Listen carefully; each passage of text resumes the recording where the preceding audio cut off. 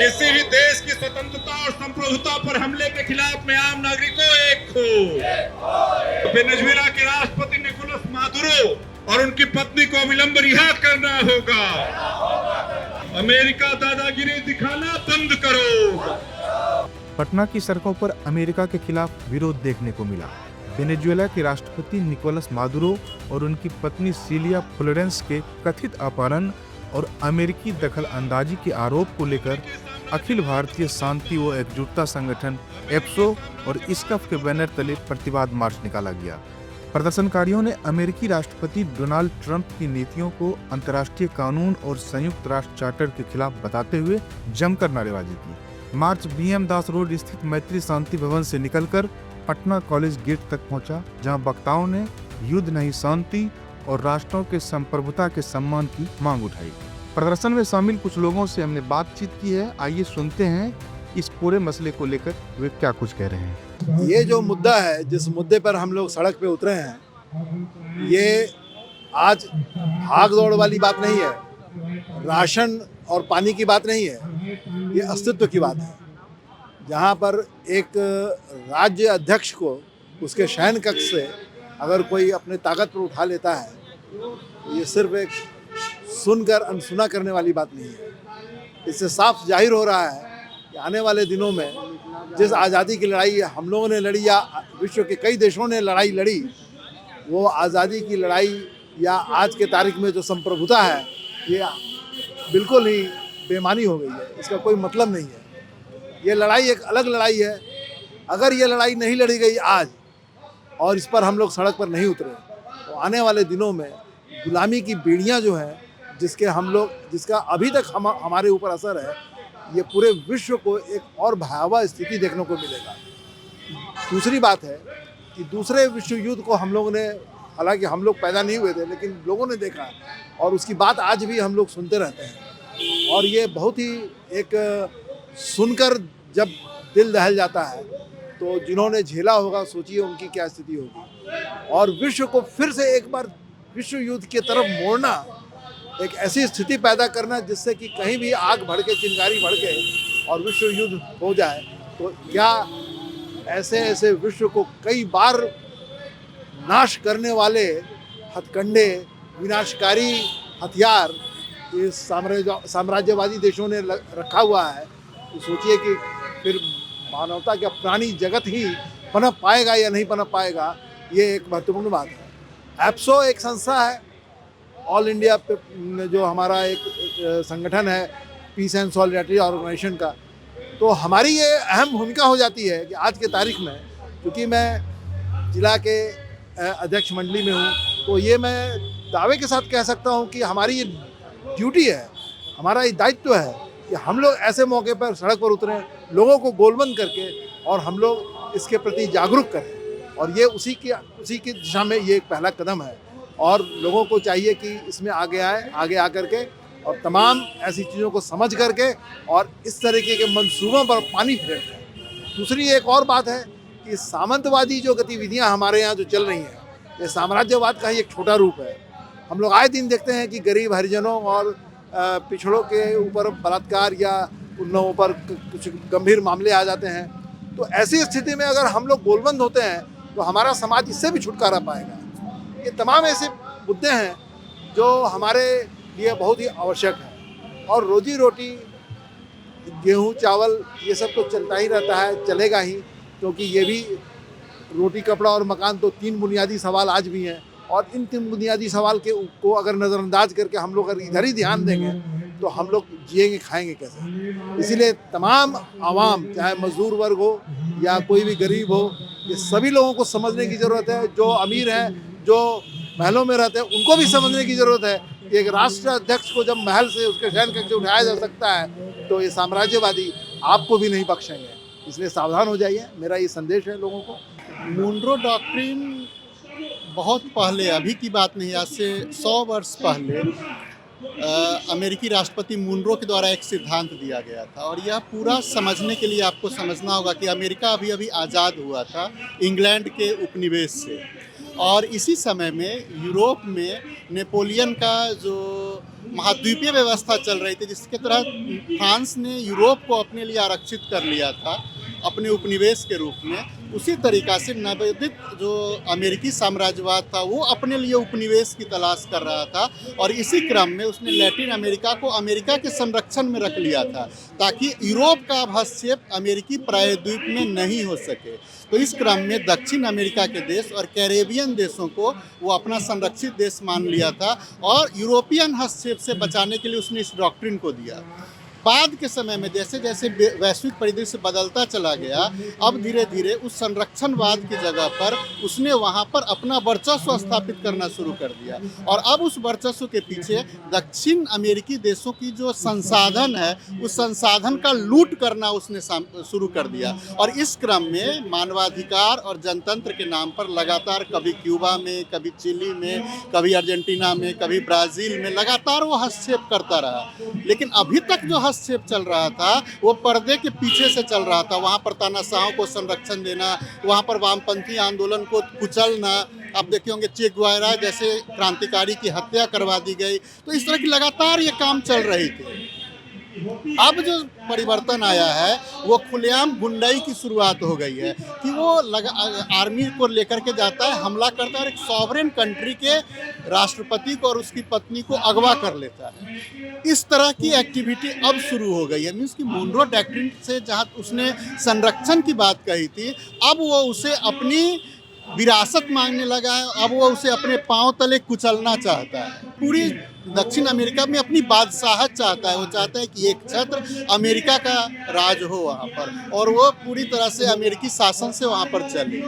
हम लोग एप्सो कार्यालय से निकलकर पटना कॉलेज के गेट तक आए हैं और अमेरिका साम्राज्यवाद का हम लोग विरोध करते हैं और निंदा करते हैं एप्सो के तरफ से कि यह जो अपहरण किया गया है। टीवी पर दिखा रहा था कि राष्ट्रपति भवन पर जो है दो हेलीकॉप्टर ऊपर में लगाकर जो है राष्ट्रपति भवन से राष्ट्रपति और उसकी पत्नी को उठा लेता है और अपना देश अमेरिका ले जाकर जेल में डाल दिया है।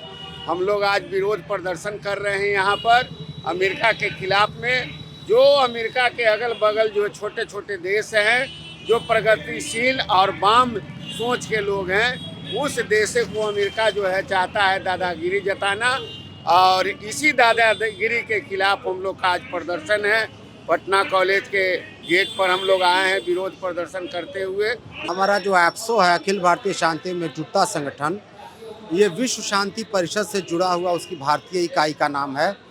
विश्व शांति परिषद 75 वर्षों से पूरी दुनिया में युद्ध के खिलाफ शांति के लिए काम कर रहा है। वेनेजुएला के खिलाफ अमेरिका का हमला ये नया नहीं है, लेकिन नई बात यह है कि जिस हिमाकत से एक गुंडा की तरह, क्रिमिनल और मर्डरर की तरह घुस के एक संयुक्त राष्ट्र संघ के तमाम चार्टर का विरोध का उल्लंघन करके दुनिया में जो अंतर्राष्ट्रीय कानून बने हुए हैं कि एक देश दूसरे देश के पर अगर हमला करेगा या तो उस पर संयुक्त राष्ट्र की सुरक्षा परिषद की सहमति ज़रूरत है। अमेरिका को तो अपने देश में कांग्रेस की सहमति लेनी चाहिए। दुनिया में पिछले 80 साल में जो भी कानून बने हैं एक दूसरे के साथ रिश्ते सबको तोड़ के, मरोड़ के, उल्लंघन करके, हनन करके एक गुंडा की तरह, जैसे अनंत सिंह यहाँ पर एक जाता है किसी को उठा लेता है, उस तरह का काम किया। पूरी दुनिया सख्ते में है और वेनेजुएला के खिलाफ पिछले 25 साल से ये कोशिश कर रहा है, लेकिन वेनेजुएला के खिलाफ में वो सफल नहीं हो पाया। वेनेजुएला का दोष क्या है? निकोलस मदुरो का अपराध क्या है? अपराध ये है कि उसने, जानते हैं कि तेल का सबसे बड़ा खनिज भंडार है, तो वो उन तेल के पैसे से तेल बेच के वो यहाँ के गरीबों को के जीवन स्तर को उठा रहा है, गरीबी दूर कर रहा है। पीढ़ियों से जिन लोगों ने स्कूल नहीं देखा था उनके बच्चे स्कूल जा रहे हैं। यूनिवर्सिटी की शिक्षा नहीं पाई थी, वो लोग यूनिवर्सिटी की शिक्षा प्राप्त, और एक समाजवाद को अपने ढंग से तमाम प्रतिबंध ब्लॉकेट के बावजूद एक सरवाइव कर गया, वो बचा रह गया अमेरिकी दादा के खिलाफ स्वाभिमान के साथ। ये अमेरिका को बर्दाश्त नहीं हो रहा था। वेनेजुएला में अभी भी समाजवादी व्यवस्था है। समाजवादी व्यवस्था नहीं है, समाजवाद नहीं आया है। लेकिन जो सरकार है, इसके पहले ह्यूगो चावेज वहाँ के राष्ट्रपति थे, 98 में चुनाव जीत के आए, उसका तख्ता पलट करने, क्योंकि अमेरिका जिस तरह का मॉडल लाता है पूंजीपतियों वाला और कॉरपोरेट का आधार पर, भी आम जनता को भलाई के लिए, किसानों, मजदूरों, कर्मचारियों, श्रमिकों के लिए उत्थान के लिए कोशिश कर रहा है। तो अमेरिका को ये टॉलरेट, उसने ह्यूगो चावेज को कि तख्ता पलट करने की कोशिश की। अमेरिका 25 साल में इनको मारने की कोशिश करी, तख्ता पलट करने की कोशिश की। जब सफल नहीं हो सका तब जाके उसने ये एक क्रिमिनल काम किया और एक झूठा आरोप लगा के, और वो खुल के कह रहा है कि हमको वेनेजुएला का तेल चाहिए, तेल को मल्टीनेशनल कंपनियां चलाएंगी, खुल के बोल रहा है, कोई दुराचरा। तो ये पूरी दुनिया के लिए खतरा बन गया है। अब वो कह रहा है कि हम क्यूबा को करेंगे। ये झूठा। आप कौन होते हैं तय करने वाले? उसके लिए संयुक्त राष्ट्र संघ है, अंतर्राष्ट्रीय कानून है, ड्रग्स से संबंध। खुद अमेरिका में लगभग पिछले साल उन लोगों ने जो डॉक्यूमेंट जारी किया उसमें ये बताया था कि वेनेजुएला उसकी सूची में ही नहीं है। दरअसल अमेरिका ने पिछले साल नवंबर में नेशनल सिक्योरिटी स्ट्रैटेजी अपना बनाया है, तो उसी में है कि जो देश हमारी बात नहीं मानेगा, हमको कानून वगैरह का कोई फिक्र नहीं है, हम कोई नियम कायदा हमको ये नहीं मानेंगे, जो हमारे खिलाफ आएगा हम उसके खिलाफ ऑपरेशन। जैसे उसने बोला अपहरण करने के बाद कि our dominance cannot be challenge in Latin America. और लैटिन अमेरिका में आप देख रहे हैं मुनरो डॉक्ट्रिन 200 साल 1823 का है ये, कि लैटिन अमेरिका अमेरिका का आंगन है, पिछवाड़ा है, हम जो चाहेंगे करेंगे। और एप्सो भारत का पहला संगठन है बिहार का, जिसने मुनरो डॉक्ट्रिन के 200 साल पूरे होने पर कार्यक्रम किया था और उसी वक्त ये आगाह किया था कि अमेरिका इस तरह का काम कर सकता है। लेकिन अच्छी बात क्या है कि राष्ट्रपति के अपहरण के बाद पूरा वेनेजुएला की जनता सड़कों पर उतर गई है और जनता भी सैनिक के साथ हथियारबद्ध होकर वो अब अमेरिका डर रहा है कि फौज उतारने से घबरा रहा है। अगर आप उसने राष्ट्रपति का अपहरण कर लिया, लेकिन एक दूसरा उसका उत्तराधिकारी उसकी आ चुकी है, मिलिट्री उसकी एकजुट है, जनता एकजुट है, इसलिए ट्रम्प का मंसूबा वेनेजुएला में कामयाब नहीं होगा। आप देखिए कि लगभग 100 लोग शहीद हुए, क्यूबा के 32 लोग मारे गए उसमें। देखिए क्या इंटरनेशनलिज्म होता है। आपको कहता है कि हमारा अगला निशाना क्यूबा है। क्यूबा क्या बिगाड़ा है, क्या उसका दोष है? लगभग 65-70 साल से उस पर प्रतिबंध है, जरूरी दवाओं के तमाम तरह के उसने ब्लॉकेट लगाया हुआ है। कहीं भी दुनिया में बाढ़ आता है, भूकंप आता है, ज्वालामुखी फटता है, क्यूबाई के डॉक्टर जाते हैं। वो क्यूबा एक नया मॉडल लेके आ रहा है, सोशलिस्ट मॉडल, उसी से अमेरिका को डर है, उस पर ये कर रहा है। वो अमेरिका वो क्यूबा के बारे में कर रहा है, मैक्सिको के बारे में, कोलंबिया के बारे में, पनामा के बारे में, ये तमाम ऐसे देशों को जो उसको लग रहा है कि हमारी बात नहीं मान। लेकिन इस बार जो डोनाल्ड ट्रंप का मंसूर भारत के लिए मैसेज ये है, उनके देश में भी इसका विरोध हो रहा है, अमेरिका में भी बहुत ज़्यादा विरोध हो रहा है, अमेरिकी कांग्रेस में विरोध हो रहा है।